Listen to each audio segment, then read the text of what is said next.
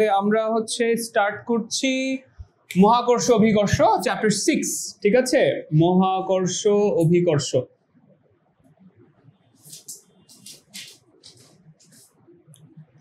আচ্ছা, তো ফার্স্টে হচ্ছে একটা মোটামুটি ওভারভিউ দিয়ে দেই যে কি কি আছে, কি কি আলোচনা হবে এই চ্যাপ্টারের মধ্যে। আমরা শুরুতে পড়ব হচ্ছে মানে কার কার ল আছে এখানে। কেপলারস ল আছে, গ্যালিলিওস ল আছে, আর হচ্ছে নিউটনের ল আছে, ঠিক আছে? ফার্স্ট এগুলো নিয়ে কথাবার্তা হবে। আর তারপরে আমরা দেখবো যে কোনো একটা জিনিসকে পৃথিবীর বাইরে পাঠিয়ে দেওয়ার জন্য কি পরিমাণ শক্তি খরচ হয়, আবার সেটাকে টেনে নিয়ে আসার জন্য কি পরিমাণ শক্তি খরচ হয়, ঠিক আছে? বাইরে একটা স্যাটেলাইটকে যদি পাঠাতে চাই তাহলে কত বেগে ছুঁড়ে মারা লাগবে, তখন সেটা কত স্পিডে কত উপরে পৃথিবীকে কতক্ষণে প্রদক্ষিণ করবে, এই সকল জিনিসপাতি ক্যালকুলেশন চলবে, ঠিক আছে? সো চলো শুরু করব হচ্ছে গ্যালিলিও দিয়ে। ওকে, সো গ্যালিলিও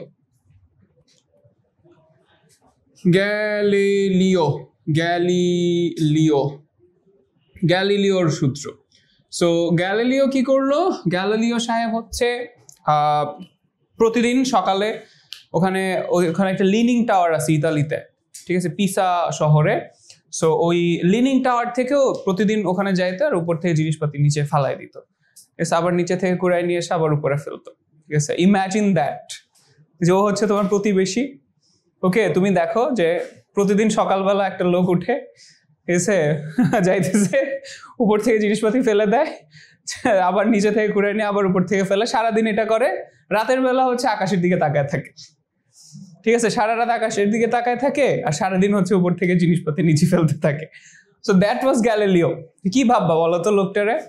পাগলই ভাববা। সো এক্স্যাক্টলি দেখবা ছবি টবি দেখলেও দেখা যায় যে চুল টুল উস্কো শুষ্ক, ঠিক আছে, একদম পাগল টাইপেরই লোকজন।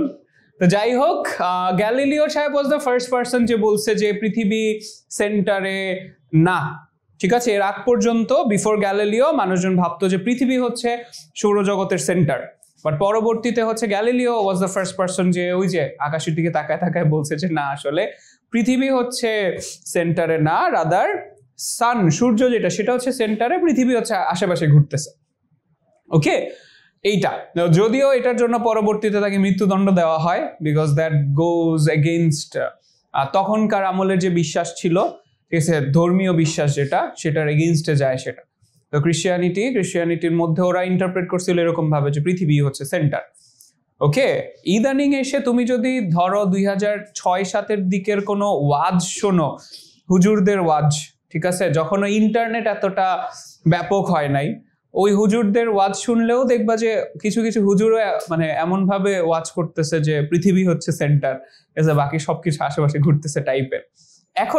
এখনের হুজুররাও একটু মডার্ন হয়েছে, মানে একটু বিজ্ঞান মেনে নিতেছে, ইংলিশে কথা বলে। ওকে, সো এখন বিজ্ঞানটা মেনে নিচ্ছে। আগে হচ্ছে একটা ক্ল্যাশ ছিল, আজীবনই বিজ্ঞানের সাথে ধর্মের একটা ক্ল্যাশ ছিল আর কি। আচ্ছা, তো গ্যালিলিও যে উপর থেকে জিনিসপাতি ফেলতো, সেখান থেকে কয়েকটা 3টে সূত্র দেয়। ফার্স্ট ল যেটা, সেটা বলা হয়েছে এরকম যে যদি কোনো বাতাসের বাধা না থাকে, এয়ার রেজিস্ট্যান্স যদি না থাকে, বাতাসের বাধা না থাকলে, তখন উপর থেকে নিচে কোনো একটা বস্তু যদি ফেলে দাও, তখন সেম টাইমে সেম ডিস্টেন্স ট্রাভেল করে, একই সময় একই দূরত্ব অতিক্রম করে, ঠিক আছে? আচ্ছা, তো এটার একটা ভিডিও দেখাইছিলাম অনেক আগে। ইয়েস, আপেল না, বড় বোলিং বল।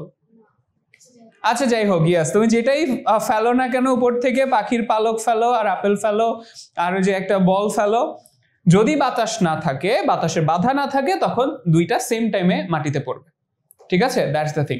তো এটা গ্যালিলিও যদিও বলে গেছে, বাট তিনি এক্সপেরিমেন্টালি সেটা দেখাতে পারে নাই। পরবর্তীতে নিউটন এসে ওই যে গিনি পালক এক্সপেরিমেন্ট বলে একটা এক্সপেরিমেন্ট আছে, ঠিক আছে, গোল্ড ফেদার এক্সপেরিমেন্ট। সো তিনি হচ্ছে সেটা কন্ডাক্ট করে, একটা গ্লাস টিউব নেয়, তারপরে সেটার যে ভেতরে বাতাস আছে সেটা ভ্যাকিউম করে বের করে ফেলে, তারপরে ওখানের উপর থেকে হচ্ছে দুইটা জিনিস ফেলে দেখা যে দুইটা সেম টাইম লাগতেছে নিচে পড়তে। তো ফার্স্ট লতে লেখার মতো তেমন কিছু নাই। দ্বিতীয় সূত্রতে চলে যাই ডিরেক্ট। সো দ্বিতীয় সূত্রতে যেটা বলা হচ্ছে যে আমরা যদি একটা ফ্রি ফলিং অবজেক্ট থাকে, মুক্তভাবে পড়ন্ত বস্তু, নিচে পড়তে থাকলে একটা নির্দিষ্ট সময় পর ধরো ভেলোসিটি হয়ে গেছে ভি। আমরা তো জানি যে উপর থেকে নিচে পড়তে থাকলে আস্তে আস্তে ভেলোসিটি কত হয়? ভেলোসিটি হচ্ছে বাড়তে থাকে, তাই না? উপর থেকে কোনো একটা জিনিস ছেড়ে দিলাম, এখানে যদি ধরি দেখো অনেক স্লো, ঠিক আছে, এই যে এখানে ধরলে অনেক স্লো, বাট আমি যদি এখানে ধরি তাহলে তুমি ফিল করতে পারবা যে এখানে এসে অনেক জোরে হিট করে। অথবা যে সিম্পলি চিন্তা করে ভাবে যে সাউন্ড শুনেই বোঝা যায়, তাই না? রাইট?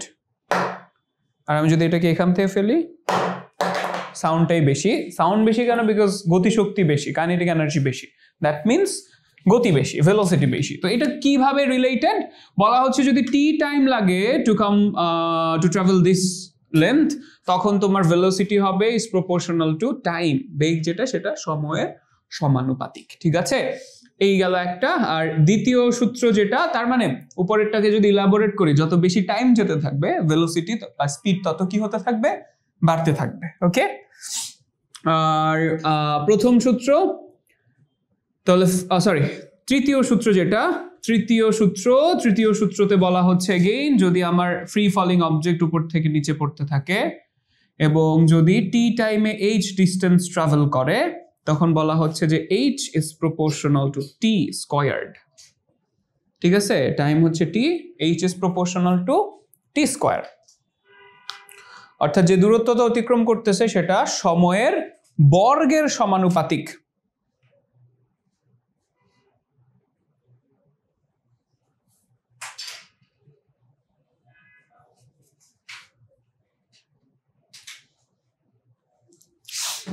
আচ্ছা, তো এটা কিভাবে কাজ করে? এটা অলমোস্ট এরকম টাইপের যে লেটস সে আমরা উপর থেকে স্টার্ট করলাম, আমার ফার্স্ট সেকেন্ডে যদি এতটুকু দূরত্ব অতিক্রম করে, তাহলে দ্বিতীয় সেকেন্ডে আমরা দেখব যে এতটুকু দূরত্ব অতিক্রম করতেছে, সে থার্ড সেকেন্ডে আমরা দেখব যে এতটুকু নিচে নেমে গেছে। মানে নাম্বার দিয়ে যদি বলি যে 1 সেকেন্ডে ধরো 2 মিটার গেল, তাহলে 2 সেকেন্ডে যাবে, নেক্সট 2 সেকেন্ডে যাবে 4 মিটার। ঠিক আছে, 3 সেকেন্ডে যাবে কতটুকু? 9 মিটার, মানে স্কোয়ার হতে থাকবে। তো এই দুইটা জিনিসের, এই দুইটা সূত্রের ম্যাথমেটিক্যালি ইউজফুল ফরম্যাট যদি বলতে চাই, সেটা হচ্ছে v1/v2 ইকুয়াল টু t1/t2, এইটা একটা। আর আরেকটা হচ্ছে এখানে h1/h2 is equals to t1 square by t2 square. ঠিক আছে, এই হচ্ছে ঘটনা। তাহলে এখান থেকে কি ধরনের কোয়েশ্চেন আসে, আমি একটু একটা এক্সাম্পল লিখি। কোয়েশ্চেন আসে এমন, ধরো আমি বললাম যে একটি পড়ন্ত বস্তু 2 সেকেন্ডে 10 মিটার নামে, তাহলে 6 সেকেন্ডে কত দূর নামবে?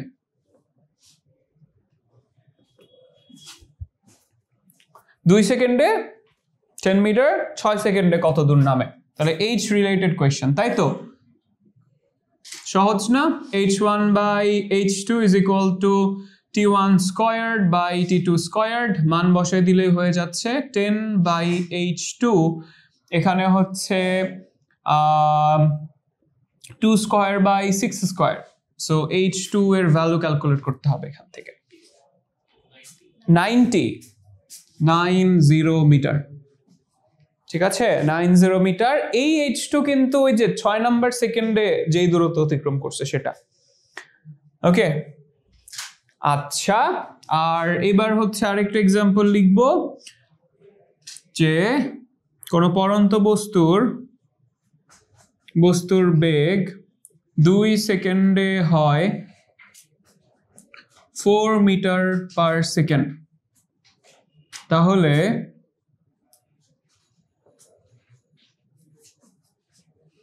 10 সেকেন্ডে বেগ কত?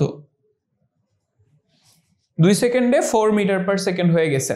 এই টাইপের প্রবলেমগুলো দেখলে আমাদের নর্মালি গতিবিদ্যা এই ধরনের কোয়েশ্চেন্স আমরা সলভ করে আসছি, তাই না? গতিতে তো গতির ওখানে যে টাইপের প্রবলেম সলভ করে আসছি, ওইভাবে যদি আমরা হিসাব করি তাইলে মনে হতে পারে যে জি দিয়ে করে ফেলি, তাই না? ধরো এই যে এখানে আমাদের খুব ইনটুইটিভলি আমরা এখান থেকে ধরো জি এর ফর্মুলা বসায় দিয়ে করার একটা ট্রাই কিন্তু চলে আসে। এই যে পার্টিকুলারলি এই যে এই টাইপের একটা ম্যাথ অনেক আগে বইটা আসছিল, এবং অনেকেই ভুল করছে এটা। কেন? ওই যে জি ধরে নিছে 9.8, বাট এটা কিন্তু এখানে যদি আমরা এক্সেলারেশন হিসাব করি তাহলে দেখবো ইটস নট 9.8, যে কোনো গ্রহ হতে পারে বা যে কোনো জি কন্ডিশনে হতে পারে এটা, ঠিক আছে? এই জন্য বেস্ট ওয়ে কোনটা? আমাদের এই যে এই ফর্মুলা ইউজ করা। যখনই আমরা দেখবো দুইটা টাইম দেওয়া আছে, একটা ভেলোসিটি দেওয়া আছে, আরেকটা ভেলোসিটি বের করতে বলছে, তার মানে কি v1 v2 t1 t2 related ওই টাইপের প্রবলেম ডিরেক্টলি ভাবে করে ফেলবো। তাহলে আমাদের বের করতে হবে v1 v2 is equal to t1 t2। এখান থেকে হচ্ছে v1 4, v2 ক্যালকুলেট করতে চাই, ওটা 2, এটা 10, তাহলে v2 কত আসে? 5 20 আসে না?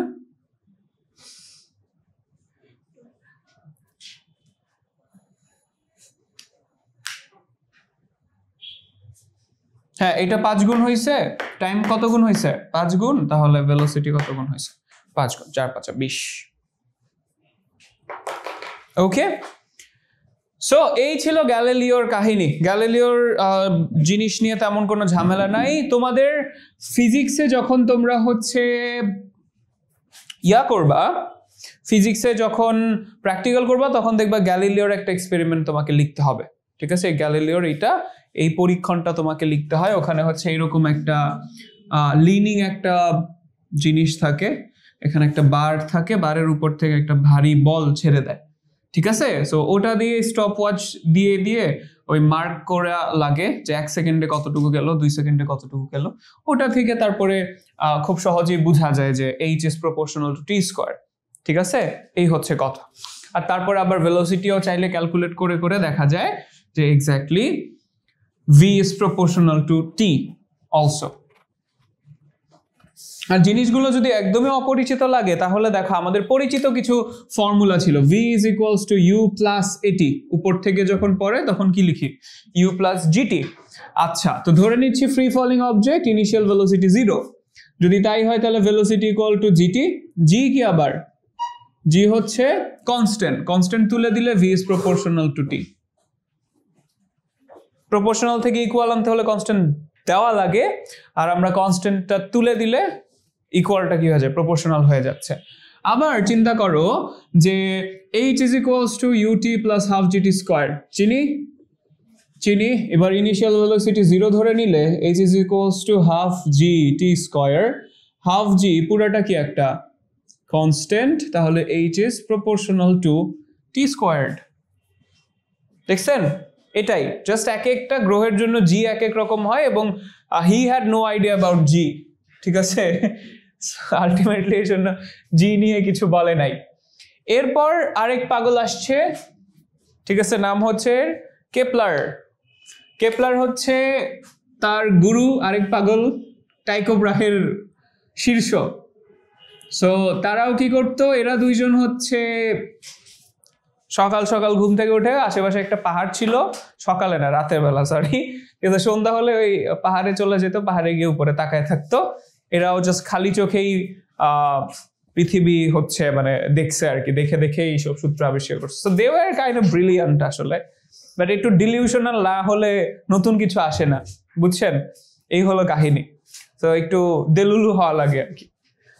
ওরা হচ্ছে উপরে তাকায় তাকায় হচ্ছে যেটা দেখলো, তারা হচ্ছে আসলে সৌরজগৎ নিয়ে কাজ করতেছিল। সৌরজগৎ মানে অলরেডি এস্টাবলিশ যে সূর্য মাঝখানে আর আশেপাশে সবকিছু ঘুরতেছে। সো অ্যাজ ভেরি ন্যাচারালি আমরা ধরে নিছি সবকিছু হচ্ছে বৃত্তাকার পথে ঘোরে, ঠিক আছে? বৃত্তাকার পথে ঘোরে, বৃত্তের মধ্যে ঘোরে। তো তারা অনেকদিন ধরে তাকায় থাকতে থাকতে দেখলো যে আসলে বৃত্তাকার পথে আমরা ঘুরছি না। কারণ কিছু স্টার, আমরা যদি ধরে নেই যে সৌরজগৎটা স্থির আছে, তাহলে আমাদের আশেপাশে যে স্টারগুলো দেখতে পারি বছরের যেই সময়ে, যেহেতু মানে যদি ফ্ল্যাট থাকে তাহলে আমরা ঘুরলে সব স্টার সেম পয়েন্টেই থাকার কথা। লেটস সে এই 3টা হচ্ছে স্টার, ঠিক আছে? আর আমার হাত হচ্ছে সৌরজগৎ, ঠিক আছে? সৌরজগৎ, তাহলে সৌরজগৎ যদি গোল হয় তাহলে দেখো তো এখান থেকে ডিস্টেন্সটা সবসময় কি থাকবে? সেম থাকার কথা। কিন্তু এটা যদি এরকম ইলেপটিক্যাল হয়, ইলেপটিক্যাল মানে যে এরকম লম্বাটে টাইপের, তখন কি হয় যে এখানে যখন উঠতেছি তখন আমার ডিস্টেন্স কমে যাচ্ছে, কোন স্টার বড় মনে হবে। আবার যখন আমরা দূরে চলে যেতেছি তখন কোনো ডিস্টেন্স বেড়ে যাচ্ছে ওই স্টারগুলোর সাইজ কি মনে হবে, একটু ছোট মনে হবে। তো তারা এরকম অনেক দিন ধরে দেখে বিভিন্ন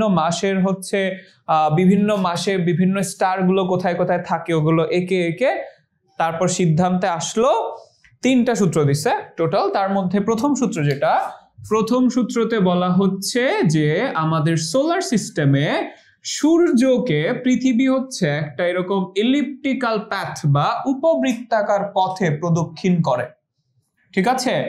সো উপবৃত্তাকার কক্ষপথ এইটার আইডিয়া কেপলারই দিয়েছে ফার্স্টে, ঠিক আছে। উপবৃত্তাকার, তো উপবৃত্ত তোমরা কি কোনিক্স পড়তেছো? ম্যাথ সেকেন্ড পেপার পড়া শুরু করা নাই? আচ্ছা, সো উপবৃত্তের মধ্যে সেন্টার থাকে 2টা, ঠিক আছে। এই যে সেন্টার থেকে 2টা, আমরা বলি সেন্টার বলি না, বলি ফোকাস। সো বলা হচ্ছে কেপলার বলে গেছে যে এই ফোকাসের একটা বিন্দুতে, মানে একটা ফোকাসে 2টা ফোকাস থাকে, একটা বিন্দুতে আমার সূর্যকে রেখে পৃথিবী হচ্ছে কি করতেছে, পৃথিবী এরকম উপবৃত্তাকার পথে প্রদক্ষিণ করে। তো that was the first principle আর কি, যে প্রথম সূত্র ছিল এটাই, পৃথিবী উপবৃত্তাকার পথে ঘোরে। এবং আমরা নিশ্চয়ই জানি যে এই উপবৃত্তাকার পথের জন্য কিন্তু এই যে গ্রীষ্মকাল আর শীতকালের মধ্যে একটা হিউজ ডিফারেন্স থাকে, ঠিক আছে। দেখবা যখন গ্রীষ্ম তখন সারা বিশ্বেই গ্রীষ্মকাল, ঠিক আছে। আবার যখন শীতের কাল তখন দেখবা সারা বিশ্বেই কিন্তু শীতকাল চলে। বাংলাদেশে হয়তো 2-1 মাসের একটা ডিফারেন্স থাকে, দ্যাটস এ ডিফারেন্ট কেস। আর অ্যাকচুয়ালি যেটা ঘটে সেটা হচ্ছে যে পৃথিবী যখন এই জায়গা থেকে, ঠিক আছে, যে পৃথিবী যখন এখান থেকে এখানে চলে আসে, এই দিকটাতে চলে আসে, তখনই বেসিক্যালি আমরা বলি কি যে শীতকাল হচ্ছে, দূরে চলে গেছে। এইটা একটা ফ্যাক্ট, যেহেতু ডিস্টেন্স কমে গেছে, এখন এখানে এত দূর আস্তে আস্তে সূর্যের আলোর বা তাপের যে তীব্রতা সেটাও একটু কমে যায়, ঠিক আছে। এখন কিছু কিছু দেশে দেখবা অনেক ঠান্ডা পড়ে, এক্সেসিভলি ঠান্ডা পড়ে, একদম বরফ টরফ পড়া শুরু করে। দ্যাটস বিকজ এই যে পৃথিবী কিন্তু এরকম একটু হেলানো, ঠিক আছে। সো পৃথিবী কিন্তু 5 ডিগ্রি কোণে হেলানো, জানো এগুলো পড়ে আসছো তোমরা, সমাজে পড়ে আসছো, মানে বিডিএস এ। সো পৃথিবী যখন এখানে চলে যায়, তার মানে হচ্ছে এইসব কান্ট্রিগুলো, এন্ড পৃথিবী যদি এমনি করে ঘুরতে থাকে, চিন্তা করো, তাহলে এই যে দেয়ার আর সাম কান্ট্রিজ যারা জীবনে সূর্যের আলোই পায় না, অ্যাটলিস্ট যে ওই পজিশনে গেলে সূর্যের কোনো আলো পায় না, ঠিক আছে। এখানে যখন থাকে তখন সূর্যের আলো পায়, বাট ধরো যখন এই যে এই পজিশনে চলে আসে তখন সূর্যের কোনো আলো পায় না। ওইসব জায়গাগুলো হচ্ছে যে ফিনল্যান্ডে আছে এরকম কিছু জায়গা, ফিনল্যান্ড খুব সুন্দর জায়গা। তারপর নরওয়ে আছে, নরওয়ের কিছু জায়গা আছে, ঠিক আছে, ওখানে হচ্ছে কোনো দিন নাই। আবার এমনও কিছু দেশ আছে দিন হচ্ছে 4 ঘন্টা, 2 ঘন্টা, 3 ঘন্টা, ওই তো ওইটার আশেপাশে ধরো কিছু কিছু দেশ। আচ্ছা, এবার চলো দ্বিতীয় সূত্রতে যাই। দ্বিতীয় সূত্রটা একটু টেকনিক্যাল। দ্বিতীয় সূত্রের ক্ষেত্রে বলা হয়েছে যে আবার এই যে পৃথিবীর কথা বলছি, পৃথিবী হচ্ছে, আমি তোমাদেরকে ঘটনাটা বুঝাই। ধরে নাও এই পজিশন থেকে, এ পজিশন থেকে পৃথিবী হচ্ছে বি পজিশনে আসছে, ঠিক আছে। এ পজিশন থেকে পৃথিবী বি পজিশনে বা বি অবস্থানে চলে আসলো। এই বি অবস্থানে আসলে দেখো তো, আমরা যদি ইফ উই কানেক্ট দিস, আচ্ছা বি অবস্থানে আসতেও সময় লাগছে টি টাইম। আচ্ছা, আমরা যদি এখান থেকে সেন্টার টু সেন্টার অ্যাড করে দেই, তাহলে এখানে আমরা একটা এরিয়া পাবো, এখানে একটা, মানে এই যে এখানে একটা ট্রায়াঙ্গুলার বৃত্তচাপ, মানে পিৎজা স্লাইসের মতো একটা জিনিস আছে, রাইট। আচ্ছা, এই যে এই পিৎজা স্লাইসটা বলতেছি, এটার কি আছে, একটা এরিয়া আছে বা ক্ষেত্রফল আছে, তাই না? আচ্ছা, তাহলে এ থেকে বিতে আসলো, এ থেকে বিতে আসার সময় লাগলো টি টাইমে ও হচ্ছে দিস স্লাইস অফ পিৎজা হচ্ছে ও তৈরি করছে, ঠিক আছে। এতটুকু পিৎজা স্লাইস তৈরি করলো। এখন একটা ঘটনা হচ্ছে, আমরা যখন পৃথিবী থেকে দূরে চলে যাব তখন আকর্ষণও কমে যায়। আকর্ষণ কমলে আলটিমেটলি স্পিড যেটা আছে পৃথিবীর, সেই স্পিডও কি হয়ে যায়, কমে যায়। যখন কাছে থাকে তখন স্পিডও বেশি, আর যখন দূরে যায় তখন পৃথিবীর স্পিড কম। স্পিড মানে এই যে ট্রাভেলিং স্পিড যেটা, সেটা। আচ্ছা, তাহলে যখন দূরে চলে গেছে তখন আমরা ধরছি যে তখন আমার পৃথিবীটা এইখানে পি অবস্থান থেকে এখানে কিউ অবস্থানে চলে গেছে। পি থেকে কোথায় গেল? কিউতে, দূরে চলে গেছে, যে ছোট দেখা যাইতেছে এই জন্য। ওকে, আর এবং এখানেও ওর সময় লাগলো টি, এখান থেকে এখানে যাওয়ার জন্য সময় লাগলো কত? টি। বলতে পারো ভাই এখানে এত বড় গেল ওখানে এত ছোট গেল, হেয়ারস দ্য থিং, যে ওখানে ছোট যাইতে হবে কেন? এখান থেকে হচ্ছে সূত্রটা আসছে, পরের যে সূত্রটা সেটা কি রকম, যে এখানেও দেখো একটা লম্বা পিৎজা স্লাইস তৈরি করতেছে, রাইট?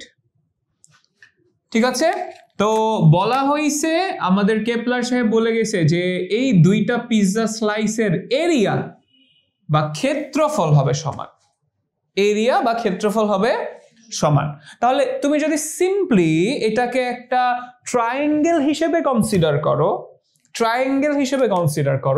তাহলে দেখো যে তোমার এই দুই বাহু ছোট হলে এরিয়া সমান করার জন্য এই বাহুটা কি হওয়া লাগবে? বড় হওয়া লাগবে। আবার এটাকে যদি একটা ট্রায়াঙ্গেল হিসেবে কনসিডার করো, তাহলে এটার সমান এরিয়া পাওয়ার জন্য এই বাহুগুলো তো লম্বা হয়ে গেছে অনেক, তাহলে এই বাহুটাকে কি হতে হবে? ছোট হইতে হবে। ভূমি ইনটু উচ্চতা কনসিডার করলে এখানের হাইট বেশি তাহলে ভূমি কম, এখানের হাইট কম তাহলে ভূমি কি বেশি। That's how it works. বুঝতে পেরেছি? এইটাই তাহলে বলা হচ্ছে যে সমান সময়ে অতিক্রান্ত অঞ্চলের ক্ষেত্রফল, এটাকে বলে সোয়েপ্ট এরিয়া, ইংলিশে সোয়েপ্ট এরিয়া, বিকজ এই যে ঝাড়ুর মতো দেখো সোয়াপ করতেছে, মানে সুইপ করতেছে, সো এই সোয়েপ্ট এরিয়া বলে। এই সোয়েপ্ট এরিয়াটা সমান সমান হবে, এটা কেন মুছলাম আমি জানি না, দেখতে হবে।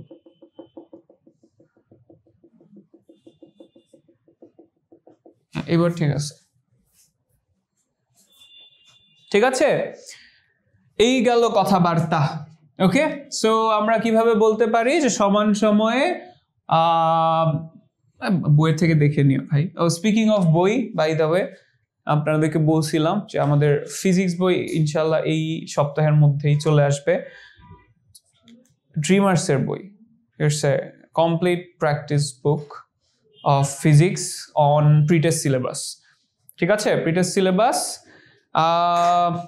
বইয়ের কাজ কত দূর আমাকে বলছিল, আচ্ছা স্যাম্পল আজকে চলে আসার কথা ছিল, বাট স্যাম্পল হচ্ছে পাঠায় নাই বেটা।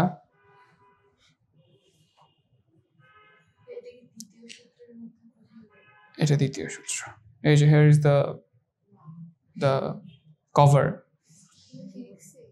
আপাতত শুধু ফিজিক্স, কেমিস্ট্রির কাজ শুরু করি নাই, ফিজিক্স অন্য আরেকটা কাজ করতেছি। অ্যান্ড এটা শুধু প্রিটেস্টের চ্যাপ্টার, ফার্স্টে এই চ্যাপ্টার, তারপরে হচ্ছে বাকি আরো 3টা চ্যাপ্টার, হলো 4টা চ্যাপ্টার আছে। কি আছে ফার্স্টে খুললেই দেখবা এমসিকিউ আছে ফার্স্টে চ্যাপ্টারের, অ্যাডমিশন এমসিকিউস। ঠিক আছে, সো এমসিকিউ আছে, অ্যাডমিশন টেস্টের কোয়েশ্চেন আছে, আর বোর্ডের কোয়েশ্চেন আছে। ঠিক আছে, না অ্যান্সার দেওয়া আছে প্রতিটার। সো বোর্ডের কোয়েশ্চেন আছে, বোর্ডের কোয়েশ্চেনের তো অভাব নেই, হাজার হাজার বোর্ড কোয়েশ্চেন, তার মধ্যে থেকে ইউনিক যেগুলো, মানে ধরো দেখবা যে সেম টাইপেরই কোয়েশ্চেন আসে বোর্ডের মধ্যে, সো তার মধ্যে থেকে হচ্ছে আলাদা আলাদা টাইপ যেগুলো, সেগুলো খুঁজে খুঁজে কম্পাইল করে দেওয়া হয়েছে ওখানে। বেশি না, 5টা 7টা 8টা করে কোয়েশ্চেন দেওয়া ওখান থেকে, মানে বোর্ড থেকে। তারপরে প্র্যাকটিস প্রবলেম আছে, অনেক প্র্যাকটিস প্রবলেম। ঠিক আছে, প্রতি চ্যাপ্টার থেকে তোমরা অন্যান্য বই পাবা, দিস ইজ কল্ড পার্ট 3। ঠিক আছে, সো তারপর পার্ট 4 আসবে, মানে ফার্স্টে লঞ্চ হচ্ছে পার্ট 3, অলরেডি পার করে আসছো। তো ওগুলো ছিল হাফ ইয়ারলির জন্য, পরের বছর যারা তারা পাবে আর কি। তাহলে তো এত মোটা হবে, পড়বা না পরে, বাসায় তো গাইডও আছে, পড়ো না। আচ্ছা ওকে, বই আছে সেটাও পড়ো না। সো পাতলা জিনিস যেন অলওয়েজ ক্যারি করতে পারো। ঠিক আছে, জাস্ট মনে হলো যে 10 মিনিট বাকি আছে, ফাইন, এটা খুলে প্র্যাকটিস করে ফেললে একটু, ডান। বুঝতে পারছেন, অ্যান্সার দেওয়া আছে, করে ফেলবেন। আর কি আছে এখানে? ইউনিক কিছু জিনিসপাতি আছে, সারমর্ম আছে। সারমর্মর মধ্যে কি আছে? সারমর্মর মধ্যে এই যে দেখো, আমি স্টেটমেন্ট কোনোটাই লিখতেছি না, এন্ড স্টেটমেন্ট লেখা ক্লাসের মধ্যে বোরিং এন্ড ধরো আজ এটা টাইম নষ্ট মনে হয়। স্টেটমেন্ট গুলো ওই যে সারমর্মের মধ্যে লেখা থাকবে, বুঝছেন? সো দ্যাট বই থেকে ওই যে আলাদা আলাদা না খুঁজে তুমি জাস্ট এটা খুলে দেখবা যে ওখানে সবগুলো সূত্র স্টেটমেন্ট লেখা আছে। ক খ গুলোতে তো এগুলো আসে, ক খ আছে, ঠিক আছে, মানে অনুধাবনমূলক আর জ্ঞানমূলক কোয়েশ্চেন আছে যেগুলোতে বেশি প্যারা খান। ঠিক আছে, আর আছে হচ্ছে এমসিকিউর জন্য কিছু টিপস দেওয়া আছে। এমসিকিউ টিপস না, আসলে হচ্ছে কিছু লাইন, যেমন ধরো কিছুক্ষণ আগে বললাম না যে 2 মিনিটে যদি 2 সেকেন্ডে যত দূরত্ব যাবে 4 সেকেন্ডে তার ডাবল দূরত্ব যাবে, এই যে এরকম কথা, এরকম কিছু লাইন লেখা আছে, কিছু লাইন। ঠিক আছে, যে লাইনগুলো পড়লে you will have an idea যে আচ্ছা কোন এমসিকিউ গুলো কিভাবে অ্যান্সার করা লাগবে। বুঝতে পারছি? সো হোপফুলি এই সপ্তাহ, আজকে কি বার? রবিবার না, হোপফুলি বৃহস্পতিবার মানে বুধ বৃহস্পতিবারের দিকে জিনিসপাতি চলে আসবে। ঠিক আছে, আমার আগে স্যাম্পলটা আমি দেখতে চাচ্ছিলাম যে ওদের প্রিন্ট কোয়ালিটি কেমন, একটা জায়গায় দিলাম, তো প্রিন্ট কোয়ালিটি কেমন সেটার উপর বেস করে তারপরে হচ্ছে ফাইনাল অর্ডার প্লেস করে দিব। 3-4 দিন সময় লাগবে, তারপর চলে আসবে এটা। ওকে, চলেন শুরু করি। দ্বিতীয় সূত্র, তাহলে দ্বিতীয় সূত্রকে আমরা বলি হচ্ছে এরকম করে যে আমরা লিখি এরকম করে যে ডিএ বাই ডিটি মানে এরিয়া পার টাইম, এটা কনস্ট্যান্ট। যদিও এই পার্টিকুলার সূত্র মানে এইভাবে করে কোথাও লেখা নাই, এভাবে করে কোথাও লেখা নাই, আমরা মনে রাখবো যে সেম সময়ে সেম এরিয়া বা ক্ষেত্রফল অতিক্রম করে। আর এবার আসো তৃতীয় সূত্র, যেটা তৃতীয় সূত্র ক্ষেত্রে বলা হচ্ছে এরকম যে টাইম পিরিয়ড, কোন একটা গ্রহের যে পর্যায়কাল থাকবে, কোন একটা গ্রহের পর্যায়কাল, গ্রহের পর্যায়কাল মানে বুঝতে পারতেছো কত সময় লাগবে পুরা পৃথিবী পুরা সূর্যটাকে একবার ঘুরে আসার জন্য। ঠিক আছে, ধরে নাও এরকম টাইপের আর কি, যে ধরো এটা হচ্ছে সূর্য, এন্ড সূর্য থেকে পৃথিবীর যে দূরত্ব আছে, অ্যাভারেজ যে ডিস্টেন্স, অ্যাভারেজ বা গড় দূরত্ব, সেটা হচ্ছে r1, আর পৃথিবী পুরাটা ঘুরে সময় লাগে হচ্ছে t1। এই হচ্ছে কথা। তো এটাই বলা হয়েছে যে টি এর স্কয়ার, পর্যায়কালের স্কয়ার গড় দূরত্বের কিউবের বা ঘনফলের সমানুপাতিক। ঠিক আছে, পর্যায়কালের বর্গ গড় দূরত্বের ঘনফলের সমানুপাতিক। তার মানে বেসিক্যালি তোমার এই জিনিস যদি বেড়ে যায়, মানে আমার আর যদি বেড়ে যায়, লেটস সে এটা r2 যদি হয়, তখন টাইম পিরিয়ডও কত হয়ে যাবে? এই অরবিটের জন্য যেই গ্রহটা থাকবে সেটা টাইম পিরিয়ডও t2। ঠিক আছে, t2, তাহলে r1 যদি কম হয় t1ও কম হবে, r2 বেশি বলে t1ও কি হবে? বেশি হবে। কিরকম রিলেটেড? এভাবে রিলেটেড। ঠিক আছে, এই হচ্ছে ঘটনা। তাহলে এখান থেকে আমরা এইভাবেও লিখতে পারি t1 square by t2 square equal to r1 square by r1 cube by r2 cube. এই যে এটা হচ্ছে ম্যাথমেটিক্যালি দরকারি একটা সূত্র।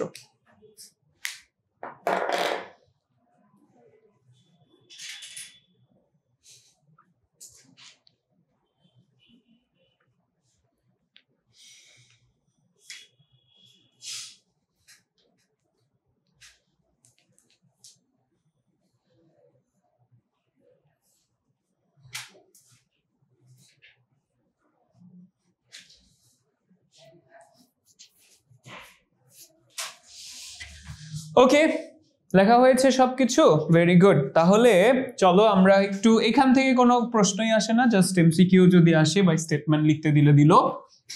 এমসিকিউ আসে এখান থেকে, ওই যে উচ্চতর দক্ষতামূলক এমসিকিউ থাকে না কিছু, যে 1 2 1 2 3 টাইপের যেগুলো, ওগুলো আবার কিছু অনুধাবনমূলক হচ্ছে এমসিকিউ আসে, এই যে এই রিলেটেড। আর এখান থেকে ডিরেক্ট ম্যাথ আসে। কি ধরনের প্রবলেম দেখেন, ধরো আমি বললাম যে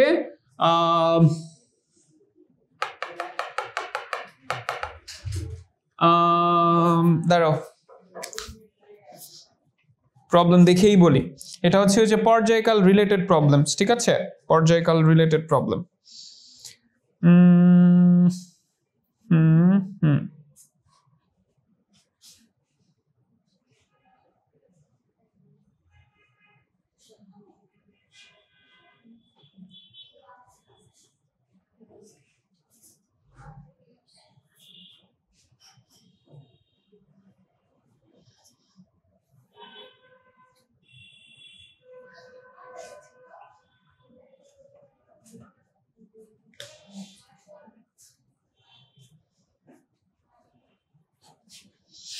আচ্ছা, লিখো যে পৃথিবীর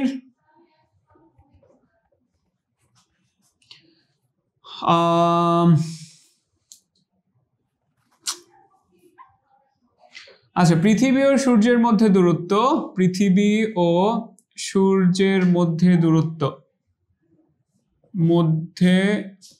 দূরত্ব কত যেন? 15 কোটি কিলোমিটার না?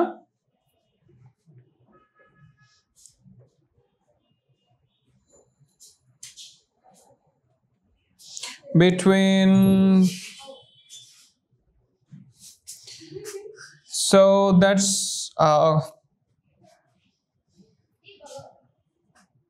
1.5 into 10 to the power কত হয়?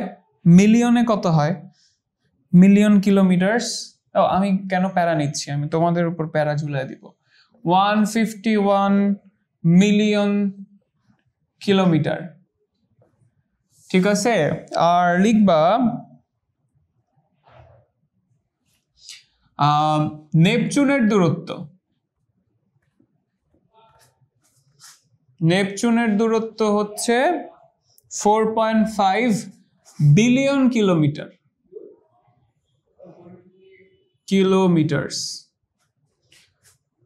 পৃথিবীতে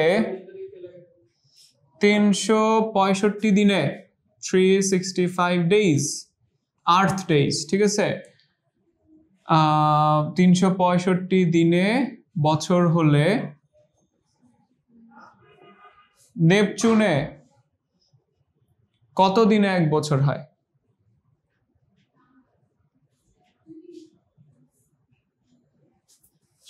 নেন, এবার বিলিয়ন আর মিলিয়ন হিসাব করেন গুনে গুনে। মিলিয়ন মানে 10 লাখ, বিলিয়ন মানে 100 কোটি। 100 কোটি, ইয়েস, মানে 1000 মিলিয়ন। বিলিয়নিয়ার হওয়া কিন্তু অনেক কঠিন।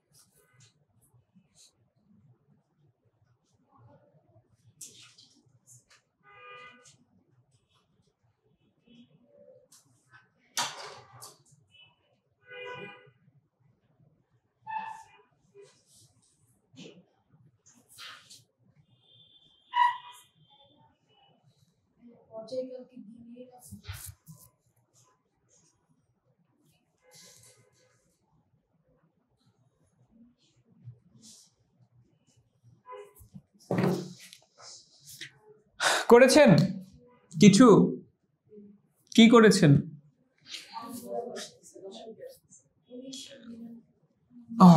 Just a moment. হ্যালো, আসসালামু আলাইকুম ভাইয়া। হ্যালো, আসসালামু আলাইকুম ভাইয়া। এই যে আমি হচ্ছে 1:30 বাজে বের হব, ক্লাসে আছি তো, ক্লাস শেষ করে 1:30 বাজে বের হব। ঠিক আছে, আসেন না আপনি? ঠিক আছে,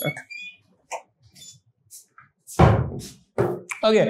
সো এখানে হচ্ছে T1 স্কয়ার, T2 স্কয়ার, এখানে R1 কিউব, R2 কিউব, এখানে 365 রেখে দিব স্কয়ার, T2 স্কয়ার রাখলাম, 151 কিলোমিটার। ওয়েট, এটা পৃথিবীরটা না? ইয়েস, তাহলে তো ঠিক আছে, 151 স্কয়ার। আর 4.5 বিলিয়ন, বিলিয়ন মানে 100 দিয়ে, ও মিলিয়ন বিলিয়ন, হ্যাঁ 4500, 1000 দিয়ে গুণ দিতে হয়, ঠিক আছে? সো 1000 মিলিয়ন কিলোমিটার হয়েছে এখন, মানে 4500 মিলিয়ন কিলোমিটার। ডান। সব হচ্ছে সরি কিউব কিউব, এগুলো সব বড় লোকদের হিসাব নিকাশ, মিলিয়ন বিলিয়ন, এই জন্য তোরা পারে। ওকে ঠিক আছে। সো এইটা আমিও হচ্ছে আগে জানতাম যে মিলিয়ন আর বিলিয়নের সম্পর্ক 100, বাট না ভাই 1000 1000 মিলিয়নে 1 বিলিয়ন। সো তুমি মিলিয়নিয়ার হইতে পারবা, আর বিলিয়নিয়ার হওয়া অনেক দিনের সাধনার ব্যাপার। কত আসছে, কয় বছর আসছে, কয় দিন আসছে, কয়শো দিন আসছে, আবার 900 59380 হোয়াট, এত ডেজ ভাই রে ভাই। মানে পৃথিবীতে 1 বছর হতে হতে, মানে সরি ওইখানে 1 বছর হতে হতে পৃথিবীতে কয় বছর চলে যাবে? days in year in on নেপচুনে হচ্ছে 60,182 আর্থ ডেজ, তার মানে ক্লোজ। ঠিক আছে বাবা, মানে নেপচুনে 1 বছর হতে হতে পৃথিবীতে 164 বছর হয়ে যায়, 165 বছরের কাছাকাছি হয়ে যায়। ওয়াও। আচ্ছা, তো এই হচ্ছে সিম্পল প্রবলেমস, বুঝতে পারছি। এই গেল আমাদের কেপলারের ফর্মুলা থেকে এগুলোই আসে, এর থেকে বেশি কিছু আসে না। নেক্সট দিন আমাদেরকে নিউটনের ফর্মুলা পড়তে হবে, ওখান থেকে ছোটখাটো কিছু ম্যাথ আছে। সো আজকে পর্যন্তই থাকলো। সকালের ব্যাচেও হচ্ছে অ্যাকচুয়ালি এতটুকুও পড়াই নাই, ওখানে হচ্ছে এক বিশাল কাহিনী বলছি। সো কাহিনী বলে অ্যাকচুয়ালি টাইম শেষ হয়ে গেছে। ঠিক আছে, এগুলো আপনাদেরকে এখন বলতে গেলে